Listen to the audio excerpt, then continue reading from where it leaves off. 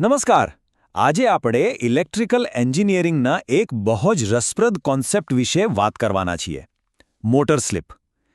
ચાલો જરા ઊંડા ઉતરીને સમજીએ કે આ આખિર છે શું અને એનું આટલું બધું મહત્વ કેમ છે. ક્યારે એવો વિચાર આવ્યો છે કે કોઈ પણ ઇન્ડક્શન મોટર એની જે સૈદ્ધાંતિક ટોપ સ્પીડ હોય ત્યાં સુધી કેમ પહોંચી જ નથી શકતી? મતલબ એ હંમેશા એની લખેલી સ્પીડ કરતાં થોડી ધીમી જ કેમ ફરે? વેલ, આ સવાલનો જવાબ છુપાયેલો છે સ્લીપના કોન્સેપ્ટમાં. તો આજના આ વિશ્લેષણમાં આપણે શું કરવાના છીએ? સૌથી પહેલાં તો મોટર સ્લીપ શું છે એ સમજીશું. પછી એને ગણવા માટેનું ફોર્મ્યુલા શું છે એ જોઈશું. અને છેલ્લે એને માપવાની ત્રણ બહુ જ પ્રેક્ટિકલ રીતો પર એક નજર નાખીશું. ચાલો તો શરૂ કરીએ આપણા પહેલા સવાલથી. આ મોટર સ્લીપ છે શું? જો એકદમ સાદા શબ્દોમાં કહું ને તો એ મોટરની જે સૈદ્ધાંતિક સ્પીડ હોવી જોઈએ અને જે એની વાસ્તવિક સ્પીડ છે એ બે વચ્ચેનું એક જરૂરી તફાવત છે. જુઓ, સ્લીપ એટલે શું? એ છે સિન્ક્રોનસ સ્પીડ, એટલે કે મોટરની અંદર જે મેગ્નેટિક ફિલ્ડ ફરે છે એની સ્પીડ, અને રોટરની જે અસલી સ્પીડ છે એની વચ્ચેનો તફાવત, પણ ટકાવારીમાં. અને હા, આ તફાવત બહુ જ જરૂરી છે, કેમ કે આ તફાવતને કારણે જ તો મોટરમાં ટોર્ક પેદા થાય છે અને ફરે છે. ઓકે, તો હવે સ્લીપ શું છે એનો આઈડિયા તો આવી ગયો, પણ એને ગણવી કેવી રીતે? એને નંબર્સમાં કેવી રીતે લાવવી? વેલ, એના માટે એકદમ સીધું અને સરળ સૂત્ર છે. ચાલો જોઈએ. આ રહ્યું એ સૂત્ર. સ્લીપને એકદમ ચોકસાઈથી આંકડામાં સમજવા માટેની આ જ ચાવી છે. એન્જિનિયરો માટે તો આ એકદમ પાયાનું અને બહુ જ કામનું ટૂલ છે.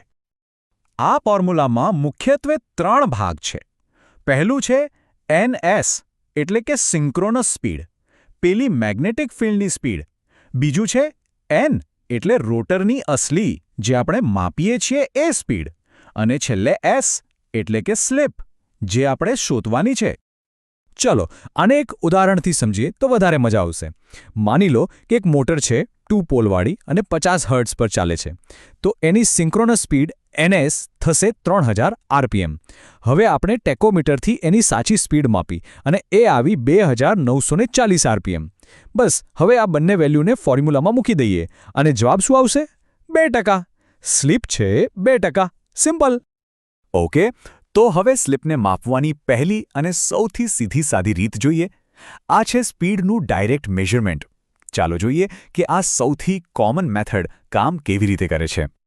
આમાં કરવાનું બહુ જ સરળ છે. એક ટેકોમીટર જેવું કોઈ સાધન લો, એનાથી રોટરની સાચી સ્પીડ એટલે કે N માપી લો. સિન્ક્રોનસ સ્પીડ NS તો આપણે ગણી જ શકીએ છીએ. બસ આ બંનેની સરખામણી કરો, ફોર્મ્યુલામાં કિંમત મૂકો અને તરત જ સ્લીપ મળી જાય.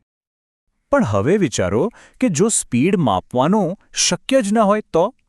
અથવા જગ્યા એવી હોય કે ટેકોમીટર વાપરવું અઘરું પડે તો શું? વેલ, ત્યારે આવે છે બીજી થોડી સ્માર્ટ રીત, ફ્રીક્વન્સીની સરખામણી. અને સાચું કહું ને તો આ મેથડ બહુ જ ઇન્ટરેસ્ટિંગ છે. આ રીતનો આખો ખેલ સ્લીપ ફ્રીક્વન્સી પર છે.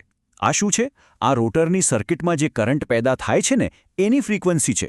અને મજાની વાત એ છે કે સ્લીપ શોધવા માટે બસ આ સ્લીપ ફ્રીક્વન્સી, જેને આપણે F' કહીશું, ને મેઇન સપ્લાય ફ્રીક્વન્સી F વડે ભાગી નાખવાની. બસ. અહીંયા ડાયાગ્રામમાં બતાવ્યું છે કે સ્લીપ રિંગ અને સ્ક્વિરલ કેજ બંને પ્રકારની મોટરમાં આ રીત કેવી રીતે કામ કરે છે. તમે જોઈ શકો છો કે રોટરની સર્કિટ સાથે એક બહુ સેન્સિટિવ મિલીવોલ્ટમીટર લગાવેલું છે. હવે થાય છે શું કે જ્યારે મોટર ચાલુ થાય ત્યારે રોટરમાં એકદમ ઓછી ફ્રીક્વન્સીનો કરંટ વહેવા લાગે. આ કરંટને કારણે પેલા મિલીવોલ્ટમીટરની સોય ધીમે ધીમે આમ તેમ હલવા લાગે છે. અને બસ આપણે એ જ ગણવાનું છે.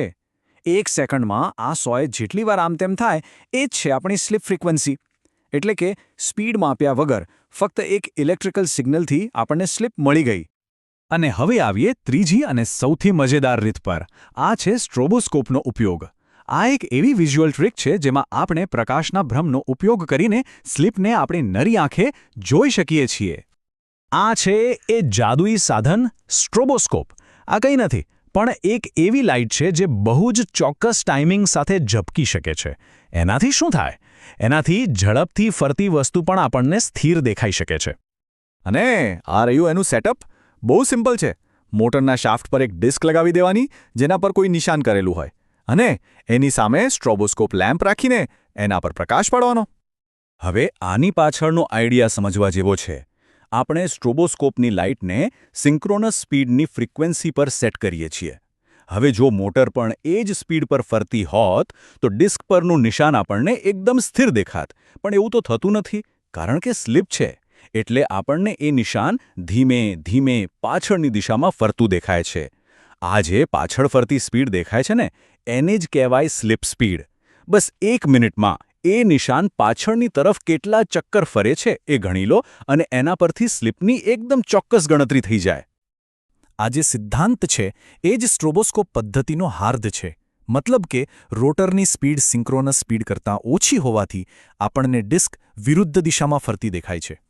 આ જે દેખીતી ગતિ છે એ બીજું કંઈ નહીં પણ સ્લિપનું જ એક જીવંત સ્વરૂપ છે.